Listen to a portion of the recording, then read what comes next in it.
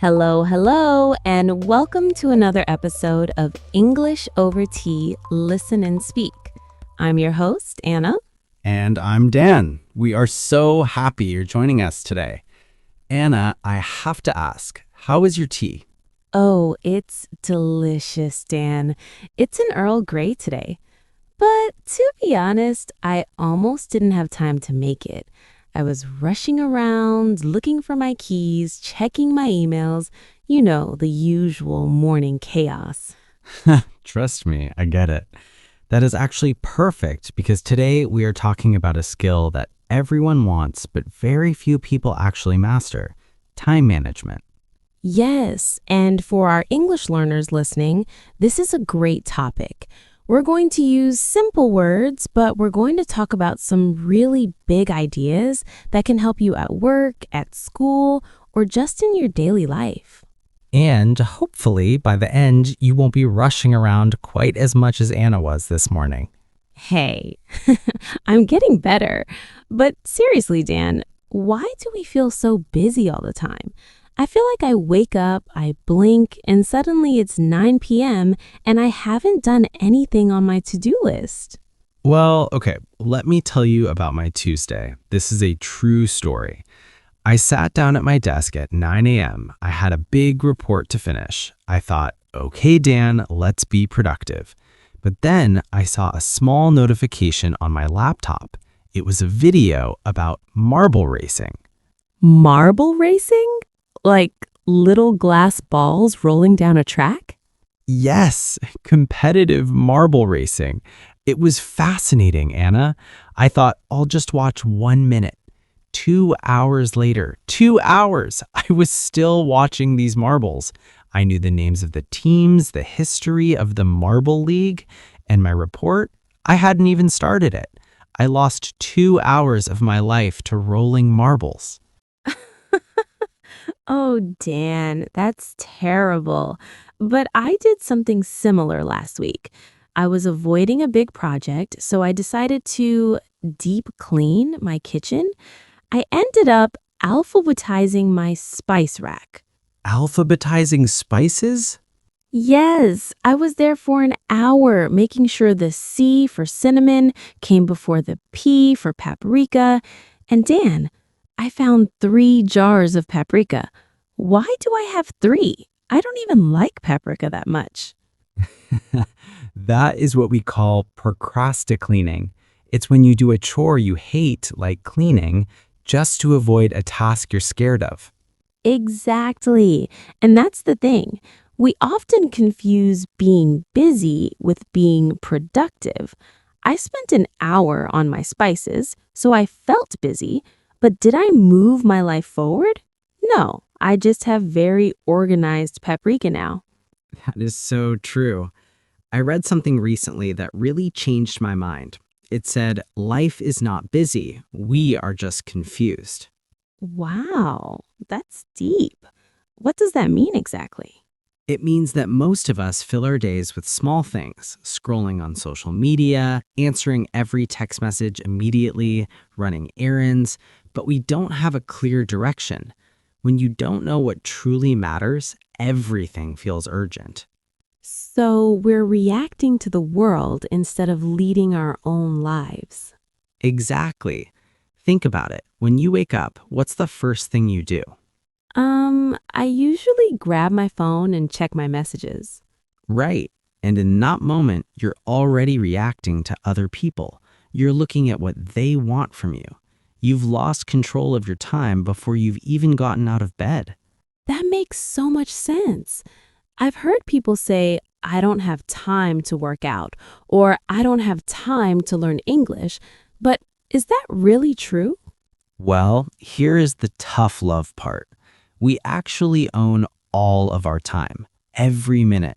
If you say, I don't have time to exercise, what you're really saying is, exercising is not a priority for me right now. Ouch. That's hard to hear, but you're right. If a famous person called me and said, if you meet me for a coffee today, I'll give you $1 million, I would find the time, wouldn't I? Exactly. You'd be there in 5 minutes. So it's not about the clock, it's about what we choose to do. Time management is really just a form of decision making. It's figuring out how to structure your day to protect the things that actually matter to you. I like that word, protect, because there are so many things trying to steal our time. Emails, notifications, marble racing videos. Hey, leave the marbles out of this. But you're right.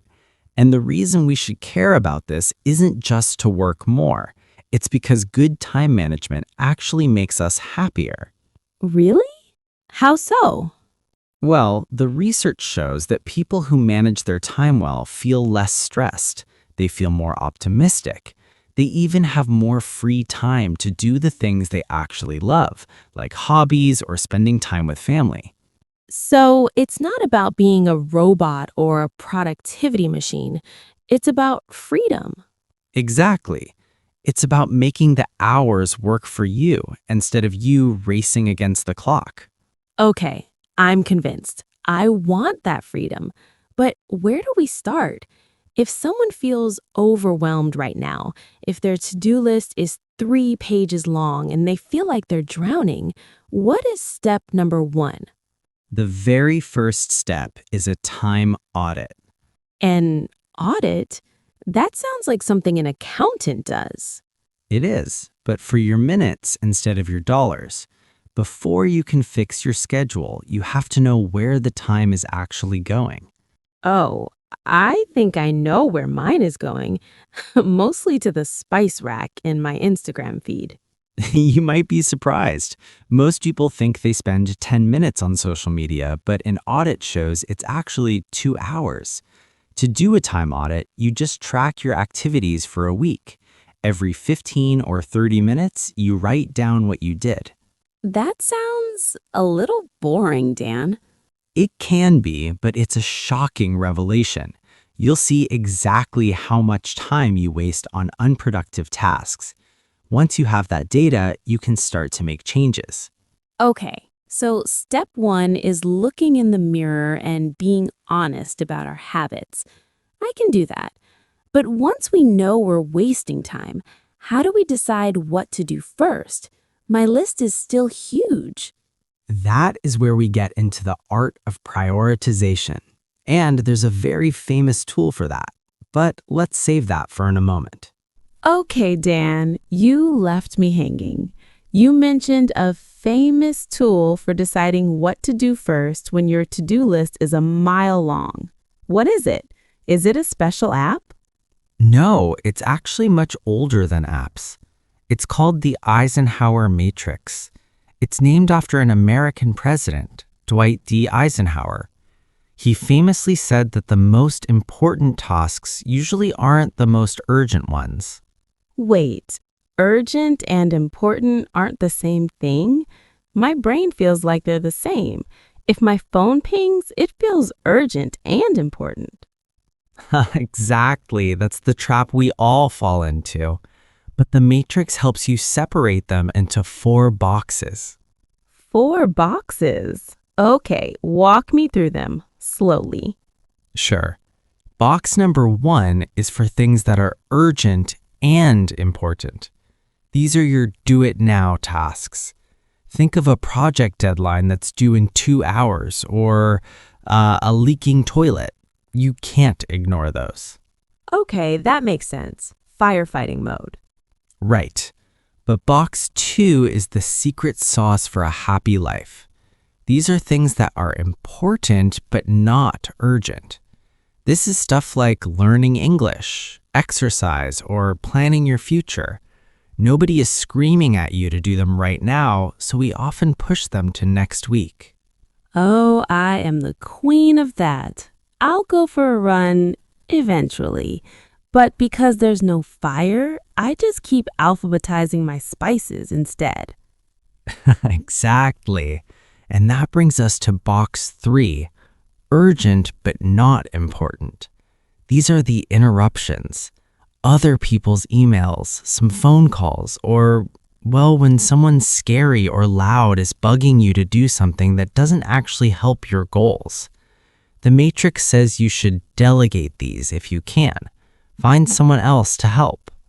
And box 4? That's the trash box. Not urgent and not important. This is mindless social media scrolling or watching Marvel racing for 3 hours. The advice is simple. Just stop doing them. Poor marbles. They're always the example of what not to do. But Dan, I have a problem. When I sit down in the morning, even if I know what is important, I feel, I don't know, heavy. The big tasks look like mountains. That's a very common feeling. It's called being overwhelmed. And there's a funny and slightly gross rule for this. It's called eating the frog. Eating a frog? Why would I want to do that? Well, it's a quote often attributed to Mark Twain. He said that if you have to eat a live frog, it's best to do it first thing in the morning. And if you have to eat 2 frogs, eat the big one first. Okay, I'm still confused. The frog is that one task on your list that you are dreading, the one that makes you feel anxious. For me, it's usually taxes or a difficult phone call. The rule is do that big, scary task first thing in the morning. Oh, because that's when you have the most energy, right? Exactly. If you eat the frog at 8 a.m., the rest of your day feels easy because the worst part is over. If you wait, the frog just sits on your desk staring at you all day, making you feel more and more stressed. I love that. I'm going to start calling my difficult emails frogs. But Dan, what if the frog is just too big, like write a 50-page report? I can't eat that in one morning. You're right. You can't eat a whole pizza in one bite either. That's where chunking comes in. Chunking? Like breaking it into pieces? Exactly. You take a big project and break it into tiny bite-sized steps. Instead of writing write report on your to-do list, you write create an outline or find 3 data points. That feels much better. It's like checking off a small box gives your brain a little yay moment. It really does. There's actually a scientific principle called the Pareto principle, or the 80-20 rule. It says that 80% of your results come from only 20% of your activities. Wait, really? So most of what I do during the day doesn't actually matter? Well, it might matter, but it's not the stuff that moves the needle. Think about it. In a business, often 80% of the sales come from 20% of the customers. In your life, 20% of your tasks will give you 80% of your progress. The goal of time management is to find that 20%, your frogs, and focus on them first. That is so empowering. It means I don't have to be perfect at everything. I just have to be really good at the 20% that matters. Precisely. Don't be a perfectionist. Perfect doesn't exist, and trying to be perfect is just a fancy way of procrastinating. Just aim for good enough on the small stuff so you have the energy for the big stuff. Okay, I'm feeling motivated. I've audited my time, I've got my Eisenhower Matrix, I'm ready to eat my frogs and chunk my projects. But Dan, how do I actually fit this into my day? My calendar is still a mess. Well, that is where we talk about structure. And for that, we need to talk about giving every hour a job. This is a technique called time blocking. Giving an hour a job? That sounds like I'm hiring my own time. Okay, 10 a.m. Your job is to make sure I finish this email. Exactly. That's a great way to think about it. Most people just have a to-do list, right? And they look at it all day and think, ugh, when am I going to do this stuff? Time blocking is different. You actually put the tasks into your calendar like they are appointments. Oh, Oh, so instead of just saying, I need to study English, I would say from 6 p.m. to 6:45 p.m., I am studying English? Precisely. If it's on the schedule, it's a commitment. You wouldn't skip a doctor's appointment just because you felt like watching cat videos, right? Well, maybe you would, Anna. Hey, only if it's a very important cat video. But I see your point. When it's on the calendar, your brain respects it more. But Dan, what about when life happens? Like if my boss calls me during my English time. That's where you have to learn to protect your time. This is a big one. You need to create a bubble of focus. When you are in a time block, that is your protected time. You turn off the notifications, you put your phone in another room. You might even use a deep focus status on your computer so people know not to disturb you. A bubble. I like that. It sounds very peaceful, but it's so hard. I feel like my phone is part of my hand. If it pings, I have to look. I know, it's a real struggle, but here's a scary fact. Research shows that every time you get interrupted, it can take your brain anywhere from 5 to 20 minutes to truly focus again. 20 minutes? So if I check one text message, I've basically lost 20 minutes of high quality thinking? Yup, it's called a switching cost. If you switch your attention back and forth between your work and your phone, your brain gets tired. You're not actually multitasking, you're just doing many things badly. Wow, that explains why I feel so exhausted at the end of the day. Even if I didn't finish my big projects, my brain is just tired from all the switching. Exactly. So to fix this, you can use the Pomodoro Technique. Have you heard of that? Is that the one with the tomato timer? Yes. Pomodoro is the Italian word for tomato. A man named Francesco Cirillo used a tomato-shaped kitchen timer to track his work. The rule is simple.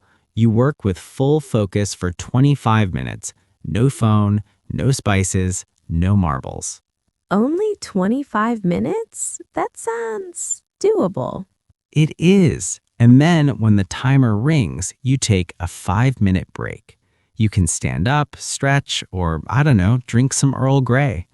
After 4 Pomodoros, you take a longer break, like 15 or 30 minutes. I think I like this because 25 minutes doesn't feel like a mountain. It's just a sprint for my brain. It really helps with that heavy feeling we talked about earlier, and it trains your brain to stay in the deep focus zone. But there's another part of the day we have to talk about if we want to master our time: the morning. Oh, I knew you were going to say that. The early bird talk. Well, look, you don't have to wake up at 4 a.m., but there is a huge benefit to being an early riser. Think about it. The early morning is the only time when the world isn't attacking your attention. No one is calling you yet. No notifications are exploding. It is very quiet. I usually just use that quiet time to, well, sleep. Most people do. But if you can win the morning, you win the day. If you wake up and immediately check your phone, you are reacting to the world. But if you wake up, plan your day, and maybe eat your frog before 8 a.m., you feel like a leader. Okay, you're right.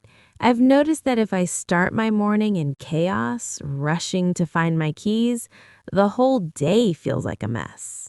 Precisely. Waking up just 30 minutes earlier to plan and breathe can change everything. It builds life control. And speaking of planning, there's one more thing that most productivity nerds do that sounds simple, but is actually a superpower. Let me guess. Another list? Not just a list, it's planning the night before. Why at night? Why not in the morning while I drink my coffee? Because when you wake up, your brain is half asleep. you might feel confused or overwhelmed. But if you spend just 5 minutes before bed writing down your top 3 tasks for the morrow, you wake up with a mission. Oh, it's like giving my brain a map so it doesn't have to wander around lost in the morning. Exactly. You wake up, you see the map, and you start running. No more waking up confused. I think I can try that tonight. Just 3 things, and maybe one of them will be don't buy more paprika. That's a great goal. But wait, what if you have so many things to do that even with time blocking, you just run out of hours? Like you have 10 important things, but only 8 hours. That happens to me every single day, Dan. Every day. Then we need to talk about the hardest skill of all, saying no. I have to admit, my stomach did a little flip. I am, well, I'm a people pleaser. If someone asks me for help, even if I'm drowning in my own work, I usually say, sure, no problem. And then you go home and cry into your tea because you have no time for yourself. Exactly. It's like I have a yes button that is stuck. But how do you say no without being, mean? Well, first you have to realize that saying no is actually a superpower. It's crucial for maintaining a healthy work-life balance. There's a principle I love called hell yeah or no. Hell yeah or no? That's a bit intense. It is. The idea is that when you are presented with an opportunity, like a new project or an invitation to a party, if your reaction isn't, hell yeah, I really want to do this, then your answer should simply be no. But what if it's just a maybe? That sounds okay. That's the trap. Maybe is how your calendar gets filled with things you don't actually care about. If you're already busy, your default position should be no, unless you are truly excited. Every no you say to a non-essential task is a yes to your most important work. That's such a powerful way to look at it.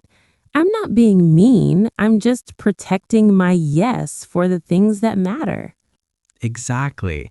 And if you're worried about being rude, you can be direct but polite. You can say, I'd love to help, but I'm fully booked this week, or suggest someone else who might be able to assist. I'll have to practice that in the mirror. I'm fully booked, Dan. No more marble racing stories today. Hey, but seriously, sometimes you can't say no because the task has to be done, but it doesn't have to be done by you. That's when we talk about delegation. Now, I always thought delegation was only for, billionaires or CEOs with 100 assistants. That is a huge misconception. Delegation is for everyone. It's about buying back your time. If you spend 2 hours every Saturday cleaning your house and you hate it, and you could pay a cleaning service to do it, you've just bought 2 hours of your life back for other things like exercising or working on a passion project. Or even smaller things, right? Like using a grocery delivery app instead of spending an hour at the store. Precisely. Even if you have a side business, you can outsource small administrative duties to a freelancer online. You have to ask yourself, what is the dollar value of your time? If your time is worth $25 an hour, but you can pay someone $10 an hour to do a task you dislike, it's a win-win. I like that. It's like being the manager of your own life. But okay, what about the tiny tasks? The ones that aren't big projects, but they just pile up, like answering a quick text or hanging up my coat. Oh, I have the perfect rule for that. It's the 2-minute rule. Tell me more. I love rules that are short. It's very simple. If a task takes less than 2 minutes, do it immediately. Don't write it on a list. Don't plan to do it later. Just do it now. So, like washing my teacup as soon as I'm finished? Yes, because if you don't, that one teacup becomes 10, and then you have a scary chore that you'll procrastinate on later. Doing tiny tasks immediately stops them from becoming mental weight. I've noticed that. My to do list often has things like email Sarah back, and I spend more time looking at that note than it would take to actually just type, "Thanks, Sarah." We all do that. And the 2-minute rule works for big tasks too. If you're scared to start a 50-page report, tell yourself you'll just work on it for 2 minutes. Once you cross that resistance wall, you usually keep going because you've built momentum. Momentum is definitely stronger than motivation. I felt that. But Dan, we have to talk about the elephant in the room, our phones. I try to be focused, but then ping, someone liked my photo. Ping, a news alert. Those are time wasters, and they're dangerous because of that switching cost we mentioned earlier. Your brain wasn't designed for constant switching. It was designed for depth. So, what's the fix? I can't just throw my phone in the ocean, although sometimes I want to. Maybe don't do that, but you can use focus mode. Most modern phones allow you to block certain apps during work hours. You can also turn off all non-essential notifications. If it's not an emergency, you don't need to know about it the second it happens. I've actually started putting my phone in a different room when I really need to get things done. It feels weirdly lonely at first, but I get so much more done. It's true. We don't lack time, we lack uninterrupted attention. If you can protect just 2 hours a day from interruptions, that's over 700 hours a year of focused growth. 700 hours? I could definitely master English in 700 hours. You absolutely could. It's all about being the owner of your time instead of the victim. Okay, I'm feeling like an owner. I've got my no ready. I'm looking for things to delegate, and I'm definitely going to use that 2-minute rule. But how do we make this not just a one-day thing? How do we make these habits stick for the long term? That is the final piece of the puzzle. We need to talk about identity and consistency. This is probably the most important part of the whole journey. You see, most people say things like, "I'm just a messy person," or "I'm always late," or, here's a big one for our listeners, "I'm just not good at English." Oh, I hear that all the time. It's like they've decided it's just part of who they are, so they don't even try to change the habit. Exactly. But every time you finish a time block or eat a frog, you are actually casting a vote for the person you want to become. When you complete your top 3 tasks, your identity changes. You stop saying, "I'm not disciplined," and you start saying, "I am someone who finishes important things." I love that. It makes the small actions feel, I don't know, more meaningful. It's not just about a list, it's about building a better version of me. Right. And to keep that version of me going, you need keystone habits. These are habits that have a transformative impact on everything else. For example, daily planning or exercise. If you get those right, the other stuff, like managing your emails or studying, starts to fall into place much easier. That's so true.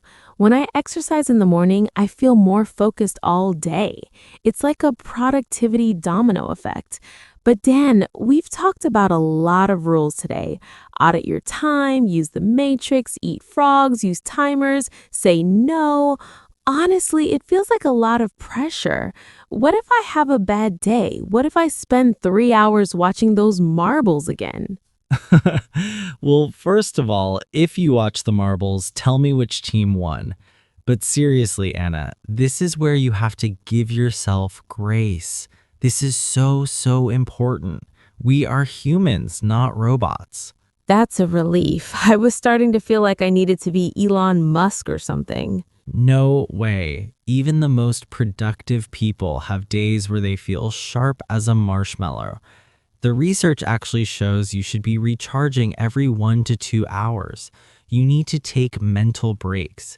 Literally close your eyes for a few minutes and shut out the distractions. If things don't go exactly as planned, don't beat yourself up. I really needed to hear that. I often get to 8 p.m., look at my list, and if there are 2 things left, I feel like a failure.